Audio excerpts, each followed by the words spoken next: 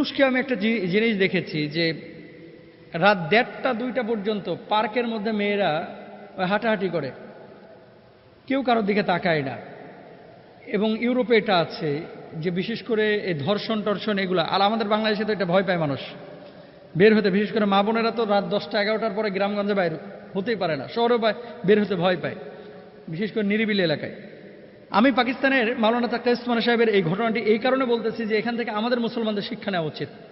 উনি লন্ডনের হিথ্রো বিমানবন্দর থেকে উনি করাচি ফিরছিলেন, তো একটা বিখ্যাত গ্রন্থ এনসাইক্লোপিডিয়া অব ব্রিটেনিকা, এটা ওনার কাছে আগেই ছিল এই বইটা। তো সেই বিমানবন্দরে বিভিন্ন লাইব্রেরি আছে, উনি একটা লাইব্রেরিতে ঢুকে দেখতে পেলেন যে ওই বইটা ওখানে আছে কয়েকটা খণ্ডের।